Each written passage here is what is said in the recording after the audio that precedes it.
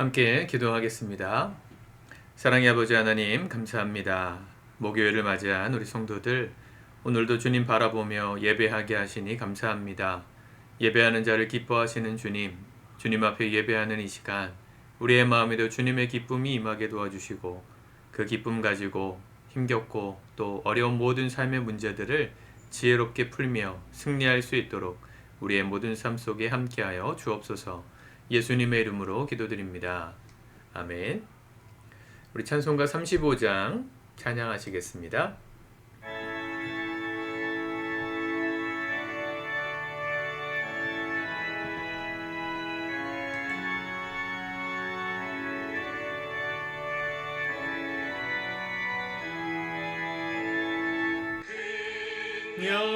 영화로우신 주 이곳에 오셔서 이 모인 자들로 주 백성 삼으사 그 중에 항상 계시고 그 중에 항상 계시고 큰 영광 나타내소서.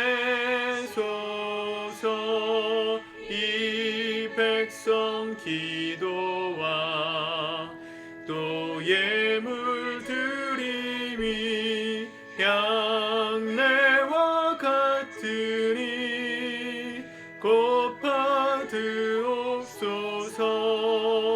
주 예수 그 신복음을 주 예수 그 신복음을 만 백성 듣게 하소서.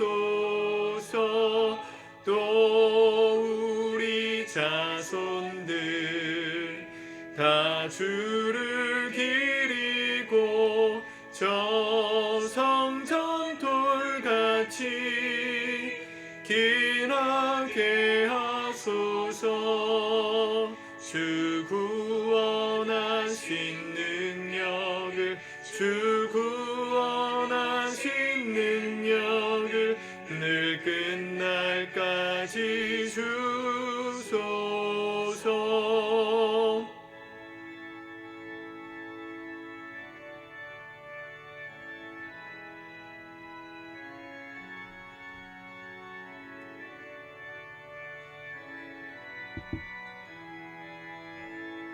주 믿는 만민이 참 진리 지키며 예성도들 같이 주 찬송하다가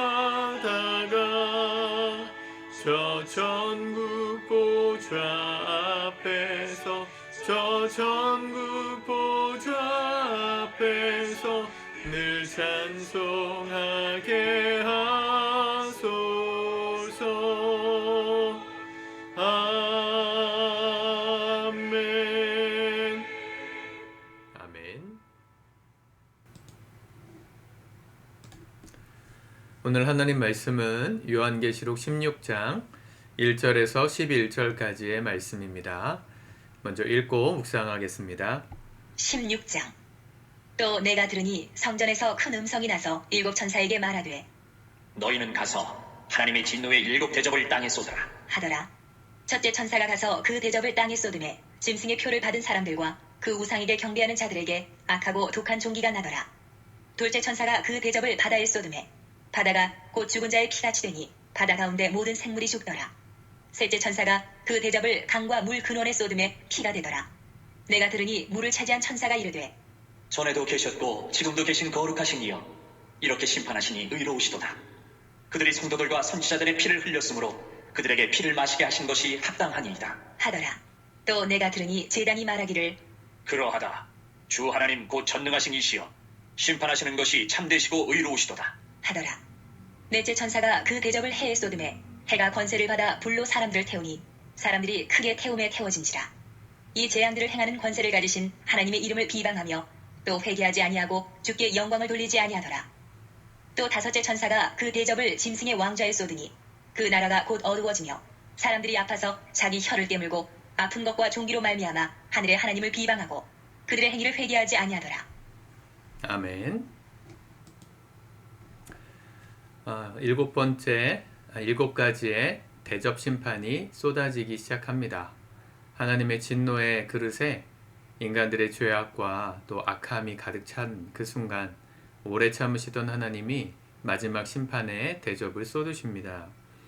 1절에 보면 또 내가 들으니 성전에서 큰 음성이 나서 일곱 천사에게 말하되 너희는 가서 하나님의 진노의 일곱 대접을 땅에 쏟으라 하더라. 하나님의 진노가 하나님 만드신 세상 가운데 쏟아지는데요. 이 첫 번째 천사가 대접을 쏟으니까 짐승의 표를 받은 사람들 또 우상에게 경배하던 자들에게 악하고 독한 종기가 났다 그랬습니다. 두 번째 천사가 대접을 쏟으니까 바다가 피같이 되었다. 모든 생물이 죽었다 그랬어요. 자, 어떤 장면이 떠오르시는지 이제는 좀 감이 잡히시죠? 출애굽의 10가지 재앙의 사건들을 떠올리는 이 메타포입니다. 비유들이죠. 모세가 바로를 만나서 이 심판을 선포할 때 내 백성을 보내라 했을 때 그걸 거절한 한순간 첫 번째로 보였던 이적이 나일강을 피로 만든 겁니다. 죽은 물고기가 악취가 나가지고 사람들이 코를 막고 마실 물이 없어서 힘들었던 그런 재앙으로 이집트에게 하나님의 권능을 나타내셨죠. 그래서 오늘 5절에 보면 천사가 이렇게 말하는 겁니다. 물을 차지한 천사가 이르되 전에도 계셨고 지금도 계신 거룩하신 이여 이렇게 심판하시니 의로우시도다. 전에도 계셨고 즉 과거에도 비슷한 기적으로 하나님을 모르고 하나님의 백성을 괴롭힌 사람들을 심판하신 그 하나님 지금도 계시고 그 거룩하신 하나님의 심판이 의롭다. 6절 그들이 성도들과 선지자들의 피를 흘렸으므로 그렇죠? 출애굽하던 그 당시의 배경을 보면 430년 동안 노예로서 부려먹던 이 히브리인들, 이스라엘 사람들의 그 고충을, 그들의 원한을, 그들의 부르짖음을 하나님이 들으시고 모세를 준비시키셔서 보내신 건데요. 하나님의 백성을 이렇게 노예로서 부리던 이 애굽의 모습은 세상에선 최강자였고 당대 최강국이었지만 하나님을 믿는 사람들을 핍박하는 사람들을 심판하시는 권능의 주님으로 이 10가지 재앙이 쏟아졌던 거죠. 그렇죠? 그들이 그렇게 저주를 받고 재앙을 받았던 것은 하나님의 사람들을 피 흘렸기 때문이다. 그렇게 했으므로 그들에게 피를 마시게 하신 것이 합당하니이다. 여러분 세상이 아무리 잘 나가도요. 세상 사람들이 권세가 많아도요. 그들 때문에 우리의 피가 빨리고 고육이 소진된다고 할지라도요. 하나님의 심판이 시작되면 그 모든 억울함들과 아픔들을 신원해 주실 겁니다. 갚아주신다는 거죠. 우리가 피를 흘렸습니까? 피눈물을 흘리는 일들이 있었습니까? 그 피눈물 흘리게 만든 사람들에게 똑같이 아픔을 주실 거라는 거죠. 심판하시는 하나님. 또 8절에 보면 넷째 천사가 그 대접을 해에 쏟으니 그렇죠? 해에 쏟음에 해가 권세를 받아 불로 사람을 태우니 사람들이 크게 태움에 태워진지라. 요즘 딱 이런 느낌 나지 않으세요? 워낙에 덥고 무덥고 또 우리가 경험해보지 못한 여름을 지나가다 보니까 정말 해가 이글이글하다 이런 느낌을 받으실 거예요. 제가 텍사스에서 3년 공부할 때 거기의 기후를 요즘 느끼는 것 같아요. 해가 정말 머리에서 이렇게 있으면 타들어가는 느낌이 날 정도의 뜨거운 그 느낌 요즘 한국에서 받는 것 같습니다. 하나님의 심판이 해에 쏟아져서 이 해가 권세를 받아서 막 불이 타올라요. 굉장히 뜨거워졌다는 거죠. 오늘 우리 시대에 어쩌면 이 기후에 대한 하나님의 심판이 하나님의 이 대접 심판일 수도 있겠다 싶습니다.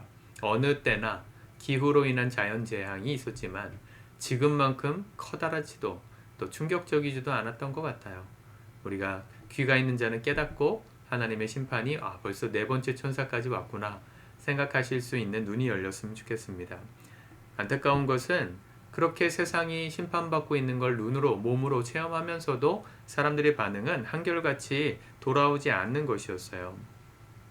9절 하반절에 보면 이 재앙들을 행하는 권세를 가지신 하나님의 이름을 비방하며 또 회개하지 아니하고 주께 영광을 돌리지 아니하더라. 회개하지 않고 주님을 찾지 않는다. 누가 딱 그랬습니까? 출애굽 당시에 바로가 그랬잖아요. 하나님의 재앙으로 강물이 피가 되고 개구리가 나고 파리가 일고 또 티끌이 막 이가 돼가지고 온몸을 괴롭히고 이래도요. 바로의 마음이 어땠다고요? 강팍해가지고 하나님의 백성 보내기를 기뻐하지 않았다. 막았습니다. 여러분, 사람이 고난이 닥친다고 다 변하는 게 아닙니다. 내 인생에 어려움이 닥쳤다고 하나님을 만나는 그런 일들이 모두에게 일어나는 건 아니죠. 누구에게 하나님 그 고난이 의미가 있는 거예요? 고난을 통해서 주님의 메시지를 들을 수 있는 사람이 복된 사람입니다. 이 어려움의 시대, 태양이 막 이글이글해서 머리가 벗겨질 것 같은 그런 시대를 사는 우리가 그냥 당연히 이런 거야. 세상이 망가졌기 때문이지. 참 기업들 나쁘다. 큰 나라들 참 나쁘다. 이렇게 말할 게 아니라고요. 이걸 통해 뭘 깨달아야 돼요? 하나님의 메시지를 깨달으셔야 돼요. 돌이키라. 지금이라도 하나님을 찾고 잘못된 것들을 회개하고 주님께로 돌아오라. 부르시는 건데 그 음성을 듣지 않고 회개하지 않았어요. 이어서 5번째 천사가 대접을 쏟습니다. 10절. 5번째 천사가 그 대접을 짐승의 왕자에 쏟으니 그 나라가 곧 어두워지며 사람들이 아파서 자기 혀를 깨물고 아픈 것과 종기로 말미암아 하늘의 하나님을 비방하고 그들의 행위를 회개하지 아니하더라. 나라가 어두워졌다. 여러 가지로 해석할 수 있지만 기본적으로는 도덕적 타락을 가리키는 거겠죠. 삶이 위태로워지는 거예요. 안전하지 않아지고 범죄가 늘어나고 서로를 불신하는 사회. 딱 대한민국이 여기에 들어간 것 같아요. 남자가 여자가 남자를 혐오하고 가정을 혐오하고 부모님들을 원망하고 자녀들을 귀찮아하고 사랑이 없고 서로가 자기만 더 가지기를 이기적으로 경쟁하는 시대. 삶은 편리해졌는지 몰라도 행복해지지 않은 것들을 우리가 볼 때 나라가 어두워진다는 것을 느끼지 않습니까? 그게 왜 그래요? 죄를 회개하지 않았으니까. 또 사람들이 아파서 자기 혀를 깨물고 그 아픈 것과 종기로 말미암아 종기가 나고, 과거에는 종기가 죽을 병이었습니다. 조선시대 때 왕들의 기록을 봐도 이 조선왕조 실록을 보면 왕들이 젊은 나이에 죽는 일들이 많았거든요. 보통 한 나라의 지도자의 병세, 그 지병은 급비사항이었어요. 지금도 마찬가지예요. 우리나라 이재명 대통령에게 어떤 질병이 있다, 그래서 무슨 약을 먹는다, 이런 정보는 새 나가면 안 돼요. 왜냐하면 한 나라의 수장은 그 나라의 위기를 관장하는 사람이기 때문에 그것이 새어나가는 순간 어떻게 이용당할지 모르거든요. 그래서 바이든 대통령도 고령의 대통령 수행할 때 막 비행기 에어포스 원 이런 거 타러 올라갈 때 계단 타고 올라가다 막 바로 헛들이고 막 치매 증상이 약간 있는 것 같고 이러면 사람들이 굉장히 우려하죠. 왜냐하면 뭔가 정서적으로 문제가 있다, 라는 의혹만 생겨도 주가가 막 폭락하게 되는 거죠. 대통령의 위치가 그런 겁니다. 그러니까 종기는 사실은 조선시대의 왕들이 죽은 대표적인 이유 중에 한 가지인데 잘 기록하지 않았죠. 종기는 무서운 병이었습니다. 사람들이 혀를 깨물고 죽을 정도로 차라리 죽는 게 낫다. 그런 아픔, 치명적인 질병들, 몇 년 전에 코로나 이런 것들이 있었잖아요. 그런 질병들이 앞으로 계속 나온다는 거죠. 그런데도 하늘의 하나님을 비방했다. 회개하지 않았다. 오늘 우리 시대의 모습을 딱 보는 것 같습니다. 요즘 주일에도 교회 메시지를 통해서 회개하자, 돌이키자, 정신 차리자 이런 메시지를 듣고 있고, 더불어서 큐티 말씀에서도 공교롭게 요한계시록의 말씀이 나와서 본의 아니게 가볍지만 개론적인 설교를 하게 됐는데, 여러분들에게 우리에게 영적으로 도전하신 하나님의 메시지로 잘 받으시면 좋겠습니다. 피곤하고 지치지만 하나님께 원망하기보단 또 불평하기보단 우리 삶에 돌이킬 건 없나? 하나님의 심판이 임한 자리는 없나? 보고 깨닫고 하나님 기뻐하시는 삶으로 돌이킬 수 있는 마지막 기회를 놓치지 않는 저와 여러분들이 되었으면 좋겠습니다. 기도하겠습니다. 주님 감사합니다. 주님의 말씀 오늘도 믿음으로 받습니다. 사랑의 주님, 오늘도 우리가 살아가는 삶의 자리에서 말씀하시는 주의 음성을 놓치지 않고 들을 수 있는 영적인 귀를 열어 주옵소서. 세상이 그냥 돌아가고 있지 않다는 것을 하나님 늘 생각하게 도와주시고, 우연히 되는 일은 없다는 것을 하나님 깨닫게 하셔서 매 순간 주께로 하루라도 빨리 돌아오라고 부르시는 그 음성 앞에 우리가 머뭇거리거나 주저하지 않도록 우리의 믿음을 독려하시고 주님 회개를 일으켜 주옵소서. 오늘도 주 뜻대로 살아감으로 마지막 날 칭찬받는 주의 종들 되기를 원하오며 예수님의 이름으로 기도드립니다. 아멘.